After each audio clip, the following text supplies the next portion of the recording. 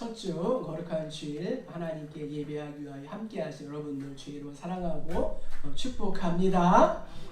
우리가 어떠한 상황과 환경 속에서도 하나님을 예배한다면 하나님께서 반드시 그 어려운 상황과 환경을 역전시켜 줄 줄로 믿습니다. 그래서 우리가 어떠한 상황과 환경에 신경 쓰지 말고 하나님께 감사하게 또 예배하는 또 우리 교회가 되기를 간절히 소망합니다.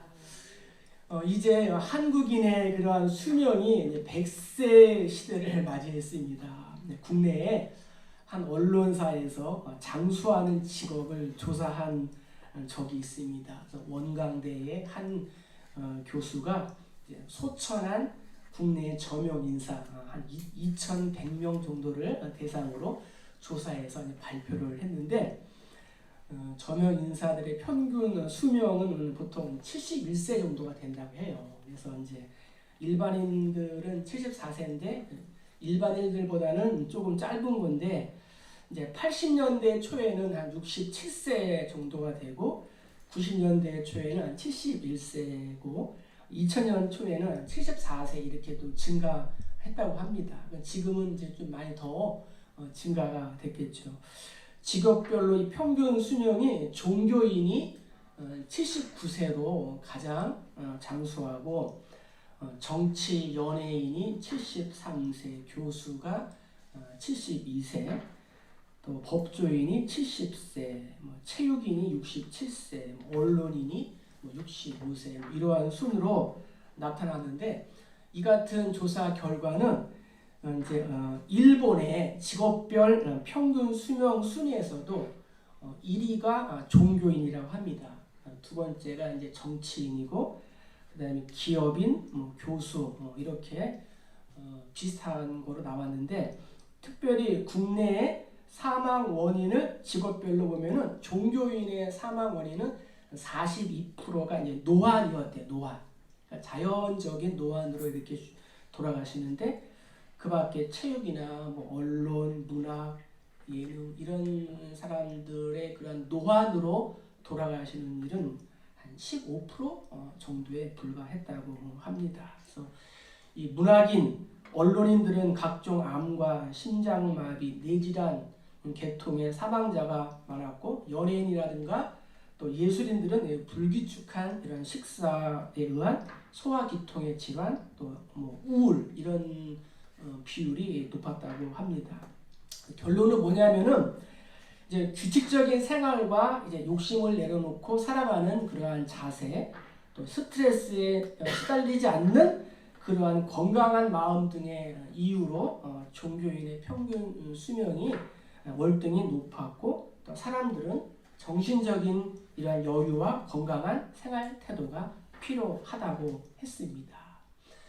이제 16세기에 흑사병으로 유럽 인구 3분의 1이 죽었을 때에도 유태인이 흑사병에 잘 감염이 되지 않았던 이유는 뭐예요? 하나님께 감사하고 또 예배하고 몸을 청결했던 이유라고 합니다. 그래서 우리가 평소에 또 청결하고 또 감사하고 또 축복하는 마음으로 살아가면 됩니다. 영국 속담에 하루가 행복하려면 이발을 해라. 일주일이 행복하려면 여행을 가라. 한 달이 행복하려면 집을 사라. 또 1년이 행복하려면 결혼을 해라. 한평생 행복하고 싶으면 하나님과 이웃을 섬겨라 라는 그러한 말이 있습니다. 무엇을 먹든지 무엇을 행하든지 근심 걱정을 버리고 어차피 해야 할 일 또 기쁨으로 이렇게 감당할 때 보람과 행복이 또 느끼게 되고 상대방에게도 또 기쁨과 또 행복을 주는 삶이 될 줄로 믿습니다. 이제 여호수아 강해가 종반부로 이렇게 향하고 있습니다. 오늘 본문은 여호수아가 르우벤 지파, 갓 지파, 므낫세 반 지파를 축복하며 저들의 가족과 저들의 기업으로 보내는 장면입니다. 오늘 우리가 본문을 통하여 성도로서 몇 가지 교훈을 얻게 됩니다. 우리 7절을 먼저 다 같이 한번 읽어보겠습니다. 므낫세 반지파에게는 모세가 바산에서 기업을 주었고 그 남은 반지파에게는 여호수아가 요단 이쪽 서쪽에서 그들의 형제들과 함께 기업을 준지라. 여호수아가 그들의 장막으로 돌려보낼 때에 그들에게 축복하고 6절도 보면은 여호수아가 그들에게 축복하여 보내매 그들이 자기 장막으로 갔더라라고 성경에 말씀하고 있습니다. 여기서 그들이란 이 세 지파와 또 저들에게 속한 군사들입니다. 저들은 그동안 하나님과 또 사람 앞에서 약속한 대로 충성과 헌신을 다 했다는 거죠. 전쟁터에서 10년 동안 변함없는 헌신을 다 했습니다. 여호수아는 저들에게 하나님의 명령과 율법을 지킬 것을 또 이렇게 말했고 또 하나님과 친근하게 이렇게 사랑하며 또 마음과 성품을 다하여 전심으로 하나님을 예배하고 섬길 것을 우리가 지난주 또 이렇게 말씀을 통하여 우리가 이렇게 들었습니다. 그리고 저들을 보낼 때 그냥 보내지 않고 축복하며 보냈습니다. 여호수아는 자신의 동료였던 이 갈렙을 헤브론 산지로 보낼 때도 그를 축복하고 보냈습니다. 여호수아는 이렇게 하나님께 충성한 자를 축복하고 보냈습니다. 바라기든 우리의 이 삶이 처음과 나중의 삶이 축복을 이렇게 하고 또 축복을 받는 그러한 삶이 되시기를 주의 이름으로 축복합니다. 이 축복이란 단어는 히브리어로는 바라크라 그래요. 바라크.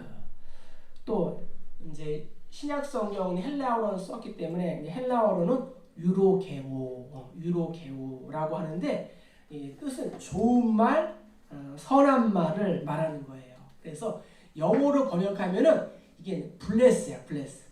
그래서 우리가 축복성할 때 God bless you 하지 않습니까? 예, bless. 그러니까는 하나님께서 베푸신 이 영육간의 번성함과 또 선하심, 또 인자하심을 입었기 때문에 나도 상대방에게 나눠주는 것을 의미한다는 거죠. 또한 이 축복이라는 단어에는 아샬 또 마카리오스라는 그런 단어가 있는데 이것은 영어로 해피예요. 해피. 하는 복되도다 또 행복하도다 이런 뜻이 또 이렇게 담겨 있다는 거죠. 그래서 이 또한 이제 풍성한 영육간에 받은 복을 이렇게 얻은 그 결과를 이제 나누어지고 또 행복하다라는 그러한 뜻이 포함되어 있습니다. 그래서 성경은 상대방을 축복하며 나누는 삶을 살아야 한다라고 강조하는데 그 이유가 뭐냐면은 첫 번째 성도는 축복의 근원으로 부름을 받았기 때문입니다. 하나님은 이 아브라함을 복의 근원으로 삼은 것처럼 또한 저와 여러분을 복의 근원으로 삼으셨습니다. 그래서 너를 축복하는 자에게는 내가 복을 내리고 너를 저주하는 자에게는 내가 저주하리니 땅의 모든 족속이 너로 말미암아 복을 얻을 것이라 이렇게 말씀해 주셨습니다. 하나님은 이 여호수아를 통하여 당신의 복을 전달하시기를 원하셨습니다. 여호수아는 예수님을 예표하고 예수님의 그림자이지만 오늘날 또한 우리 성도를 예표하기도 합니다. 그래서 성도는 하나님의 이 복과 은혜를 세상에 전달해야 하는 영적인 제사장인 줄 믿으시기를 바랍니다. 그래서 성도를 하나님의 축복의 근원으로 부르셨다. 두 번째는 성도는 남을 축복해야 할 사명을 받았다는 거예요. 예수님도 제자들에게 듣는 너희들에게 내가 말하는데 너희 원수를 사랑하며 너희를 미워하는 자를 선대하며 너희를 저주하는 자를 위하여 축복하며 너희를 모욕하는 자를 위하여 기도하라 라고 말씀하셨고, 또 바울도 이 로마 교회 성도들에게 너희를 박해하는 자를 축복하라, 축복하고 저주하지 마라 이렇게 말했습니다. 그래서 성도는 남을 축복해야 할 그러한 사명이 있다. 마지막으로는 축복한 그 축복이 나에게 돌아오기 때문입니다. 시편 기자가 고백하기를 그가 저주하기를 좋아하더니 그것이 자기에게 임하고 축복하기를 기뻐하지 아니하더니 복이 그를 멀리 떠났다라고 말씀하고 있습니다. 그러니까는 이 말씀을 우리가 이제 반대로 이 저주라는 단어에 이 축복이라는 단어를 넣는 거예요. 그가 축복하기를 좋아하더니 그것이 자기에게 임하고 또 축복하기를 또 기뻐하니까 그 복이 나한테 이렇게 임했다. 예수님도 제자들에게 말씀합니다. 너희가 전도할 때 또 누구를 만날 때 그 집에 들어가면서 평안하기를 빌라. 그 집이 이에 합당하면 너희가 이 평안이 거기에 임할 것이요. 만일 합당하지 않으면 그 평안이 너희에게 돌아올 것이다. 그 축복이 어떻게 해요? 축복한 너희에게 돌아올 것이다. 예수님은 전도자에게 어느 집에 들어갈 때 꼭 평안을 빌라라고 말씀하셨습니다. 여기서 이 평안을 빌라라는 그러한 단어의 원문은 그 집을 문안하라라는 뜻인데, 이 문안하다는 것은 인사를 한다는 거야. 인사. 그래서 유대인들의 인사는 뭐예요? 샬롬, 평안을 이렇게 비는 것이에요. 그래서 그 집에 들어가면서 이제 샬롬, 평안하기를 구합니다. 이렇게 했는데 그 상대방이 그 평안을 받을 준비가 안 돼 있고 또 거부하고 그러면은 평안을 빈 축복을 한 나에게 이렇게 돌아올 거다라고 성경은 말씀하고 있습니다. 즉, 이 평안과 축복은 받아들이는 사람이 믿음으로 이렇게 받아들여야만 효력이 있게 된다는 것입니다. 제자들이 빌어준 평안을 받아들이기 합당하지 않으면 그 평안을 빈 사람이 그 축복을 되돌려 받게 된다는 것입니다.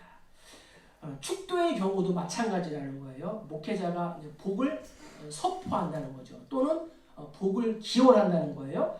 이렇게 한다고 해서 자동적으로 이제 모든 사람이 복을 받는 것이 아니고 청중이 그것을 믿음으로 이렇게 받아들일 때 그 복이 임하게 된다는 것입니다. 그렇지 않으면은 그 복을 빌어준 그러한 사람에게 복이 돌아가게 된다는 것입니다. 종합적으로 정리해 보면은 이런 거죠. 모든 것을 다 보고 또 아시고 계시는 그 하나님께서 복을 빌어준 사람에게, 축복을 해준 사람에게 하나님께서 복을 주신다라는 그러한 의미로 우리가 이렇게 받아들이면 될 것 같습니다. 그러므로 이제 상대방을 위하여 이 복을 비는 것은 성도로서 마땅한 일이며 또 가는 곳마다 우리가 평안을 빌어 주어야 합니다. 그럴 때 하나님께서 우리에게 선으로 또 축복으로 이렇게 갚아 주십니다. 축복이나 이런 저주는 사눌림이 되는 거예요. 그 다음에 이 메아리가 되는 거예요. 산에 올라가서 등산 좋아하시는 분들도 계시겠지만 산에 올라가서 사랑해 그러면은 산이 메아리를 쳐서 어떻게 해요? 미워해 이렇게 해요? 아니라는 거죠. 사랑해 야호 하면은 또 야호라고 이렇게 우리에게 내가 한 대로 메아리가 되고 또 사눌림이 되고 부메랑이 되어서 나에게 이렇게 돌아온다는 사실을 기억해야 합니다. 그래서 성도의 말에는 영향력이 있는 거예요. 그래서 우리가 사람을 세우고 사람을 살리는 그러한 생산적인 능력이 있습니다. 그래서 이 축복의 말은 추수 때에 얼음 냉수처럼 상대방을 시원하게 하고 더 나아가서 하나님의 마음을 시원하게 하는 줄로 믿습니다. 오늘 말씀을 적용해 봅시다. 나의 삶 가운데도 요단 동편에 서 있는 사람이 있다는 거죠. 또한 요단 동편으로 가야 하는 그러한 사람도 있다는 거예요. 어떠한 말로 축복을 하겠습니까? 요단 동편과 같은 이 세상에 있는 저들을 향하여 예수님의 평안과 예수님의 그러한 사랑을 전하시기를 주의 이름으로 축복합니다. 자, 두 번째, 우리 이제 8절 상반절 말씀만 읽어보겠습니다. 말하여 이르되 너희는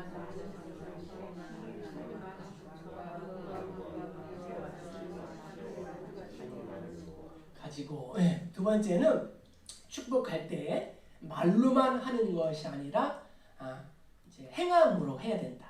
말로만 하는 것은 온전한 축복이 아니다라고 성경은 오늘 우리에게 말씀해 주고 있습니다. 여호수아는 말로만 축복하는 그러한 사람이 아니었어요. 행함과 진실함이 있는 자였다는 거죠.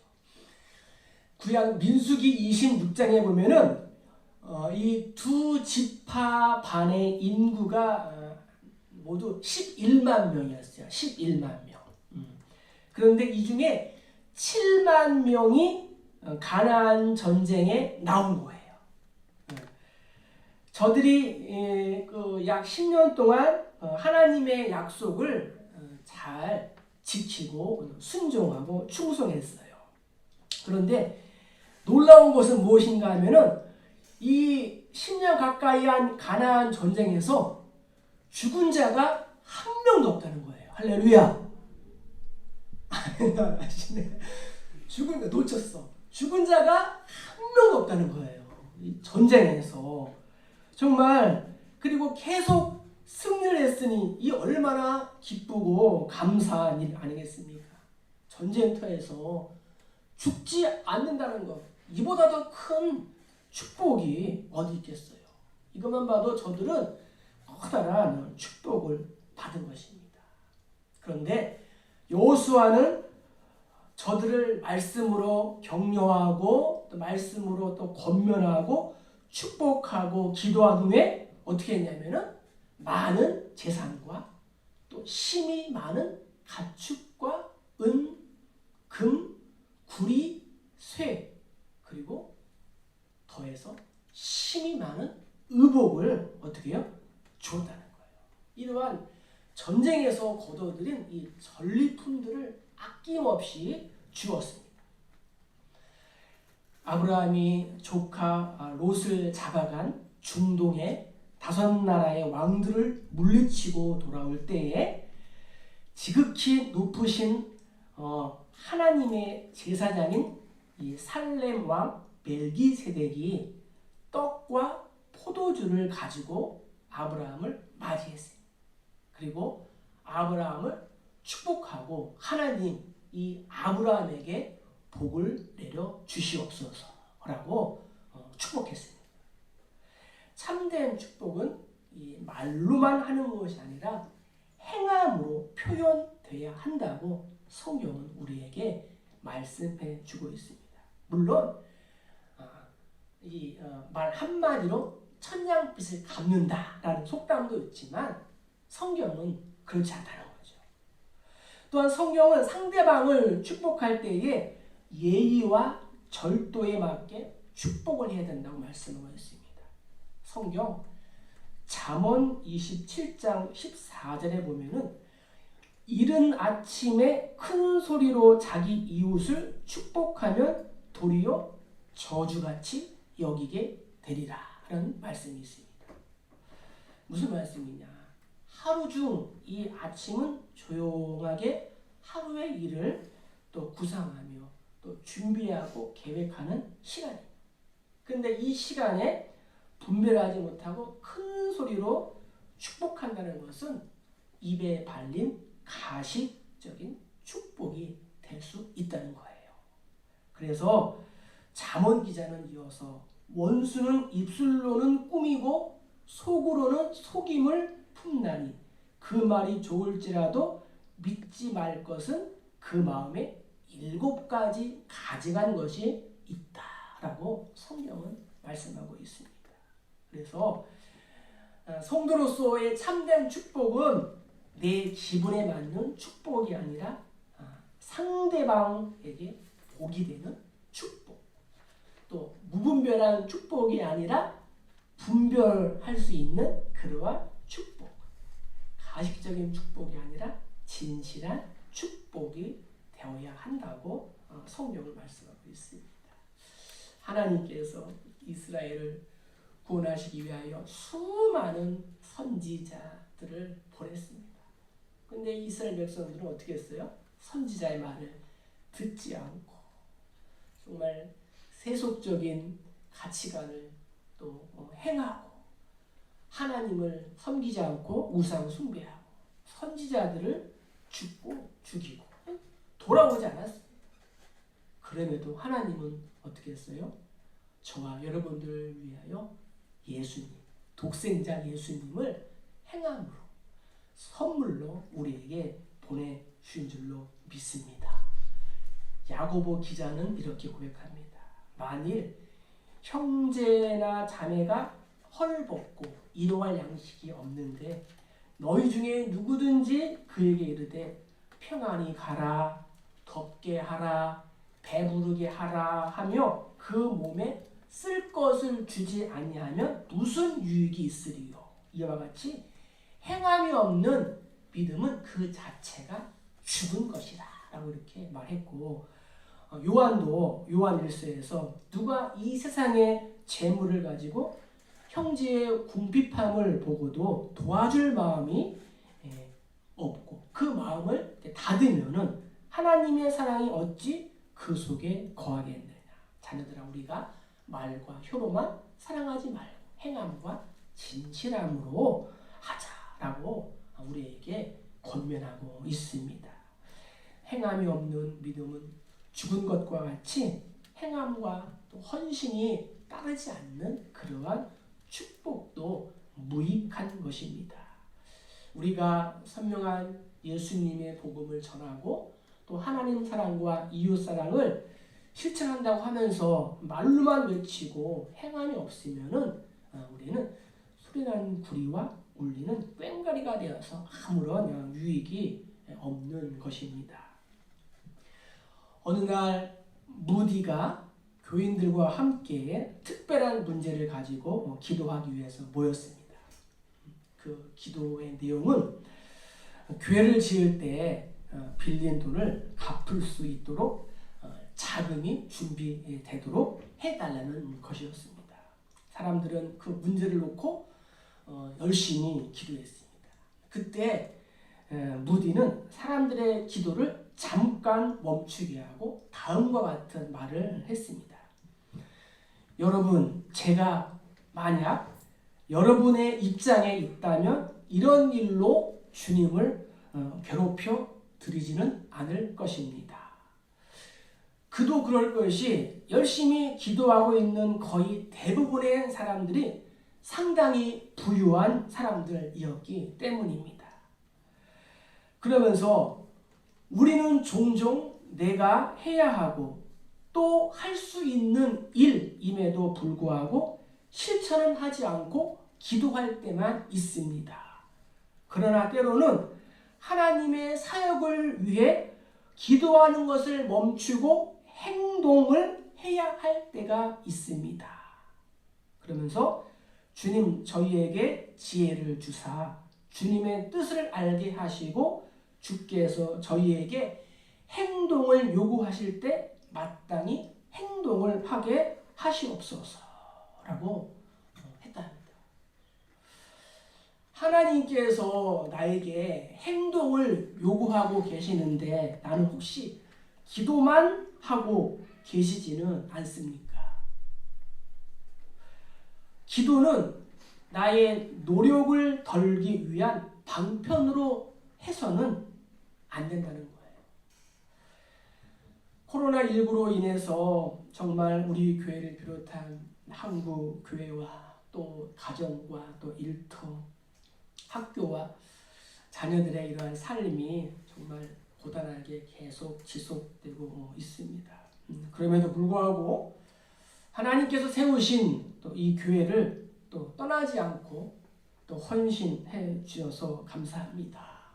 그런데 막상 또 이 참석해야 할 분들이 또 예배를 또 소홀히 하고 있는 것을 볼 때에 참 한편으로 마음이 또 무겁고 안타깝습니다. 담임 목사 또 위임 감사 예배를 우리가 한 번 연기하고 이번엔 하기로 했습니다. 위임 예배는 우리 교회의 축제입니다. 축제. 그래서 이를 통해서 교회가 더 건강하고 아름답게 또 세워지고 성장하고 또 부족한 종이 목회에 또 전념할 수 있도록 우리가 함께 또 기도하고 또 헌신해 주시기를 부탁드리겠습니다. 말씀을 적용해 보겠습니다. 혹시 나는 말로만 또 사랑하고 있지는 않습니까? 내가 행함이 있는 그러한 믿음을 보이기 위해서 나는 무엇을 결단하시겠습니까? 성경대로 하면 되는 거예요. 우리 성도들은 성경대로 하면 돼요.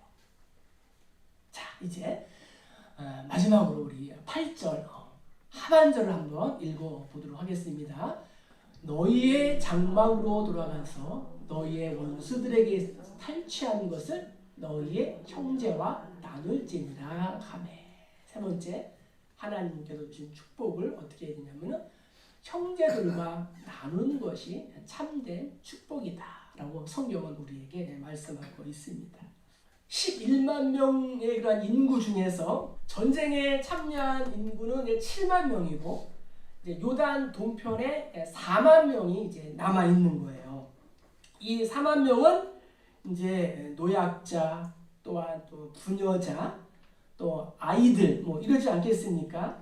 이들은 이제 후방에 남아서 이제 처자식을 돌보며 또 가축들을 지켰습니다.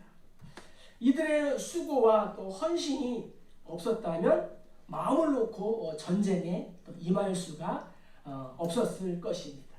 그러므로 여호수아는 전쟁에 참가한 자들에게 심히 많은 그러한 재물과 금은 보화 또 의복을 나누어 주면서 너희의 장막으로 돌아가서 형제들과 함께 나누라고 오늘 말씀하고 있는 것입니다. 이것은 이 승리의 축복과 이 탈취한 이 많은 이 전리품들이 전방에서 앞장서서 싸운 너희들 것만이 아니라 후방에서 함께 수고한 형제들의 것도 된다는 사실을 우리에게 말씀해 주고 있습니다. 그래서 성도의 이 진정한 축복은 공동체와 함께 나눌 때에 유익이 되는 것입니다. 축복을 나누지 않고 나 혼자 이렇게 간직하고 있을 때 그것은 오히려 비극의 씨앗이 되고 또 불화와 분쟁의 핵이 되며 또 자신과 남을 죽이는 또 이런 독약이 될 수도 있는 것입니다. 우리는 지난 IMF 경제적 위기를 통해 많은 기업이 또 쓰러지고 또 넘어지는 것을 보았습니다. 주식은 또 휴지 조각이 되고 국민들은 또 보험, 또 연금, 또 적금을 또 해약하고 어떻게 하면 또 나를 한번 살려보기 위하여 금 모으기를 했어요. 저도 그때 직장 다니고 있었는데 정말 금 돌반지, 백일반이 다 이렇게 모아서 이제 순진하게 다 이렇게 팔고 막 그랬는데 이 어려운 위기 속에서도 기업과 사원들이 고통을 분담하며 또 기업이 사원들의 이러한 사원들을 나의 가족처럼 돌보고 또 이제 분여하고 또 이제 복지를 위하여 투자했던 기업들은 또 어려움 가운데서도 또 흔들리지 않고 또 이렇게 또 물론 어렵지만 또 든든히 또 서간 것을 볼 수가 있습니다. 현재도 이제 전무후무한 이 코로나19로 인하여 많은 중소 상인 또 상공인들이 이렇게 문을 닫고 또 교회도 문을 닫고 또 여행업도 문을 닫고 비행기 이 조종사들이 그들 정말 엘리트 아닙니까? 그들이 이 조종관을 내려놓고 다른 일을 또 해야 하고 또 실직자들이 생겨나고 있는 것을 볼 때 너무도 안타깝습니다. 사회복지 제도가 잘 돼 있는 덴마크, 스웨덴 이런 북유럽 국가들은 보호자가 없는 자녀들, 또 고령의 취약계층들, 또 실직자들에게 각종 다양한 수당을 지급합니다. 우리도 이 취약계층을 위하여 예산을 또 편성하고 우리나라도 그렇게 하고 또 있지 않습니까? 이처럼 수많은 사람들에게 각종 혜택을 베풀 수 있었던 이유는 평소에 국민들이 또 세금을 잘 내기 때문이라고 합니다. 그러니까 그러한 혜택을 받는 사람들 그 이면에는 성실하게 기업을 이끌어 나가면서 세금을 내는 그러한 사람들, 우리 셀러리맨, 월급쟁이의 이러한 이 월급 봉투는 유리 지갑이라고 하지 않습니까? 다 보입니다. 함께 나누는 이러한 기부 문화가 제도화가 되어 있고 생활화가 되어 있기 때문이라고 합니다. 그런데 놀랍게도 2,000~3,000 년 전 하나님께서 이것을 만드신 거예요. 이것을. 바울은 고린도 교회에게 말합니다. 너희의 넉넉한 것으로 그들의 부족한 것을 보충하면 후에 그들의 넉넉한 것으로 너희의 부족한 것을 보충하여 균등하게 하려 함이라. 고린도후서 8장 14절 15절에 기록되어 있습니다. 잠언 기자도 흩어 구제하여도 더욱 부하게 되는 일이 있나니 과도히 아껴도 가난하게 될 뿐이니라. 구제를 좋아하는 자는 풍족하여질 것이요 남을 윤택하게 하는 자는 자기도 윤택하여지리라. 그러면서 가난한 자를 불쌍히 여기는 것은 여호와께 꾸어 드리는 것이니 그의 선행을 그에게 갚아 주시리라. 그러니까 무슨 말이에요? 우리가 어려운 사람들을 도와주는 것은 하나님께 꾸어 드리는 거야. 하나님께 빌려 드리는 거예요. 그러면은 하나님이 어떻게 해요?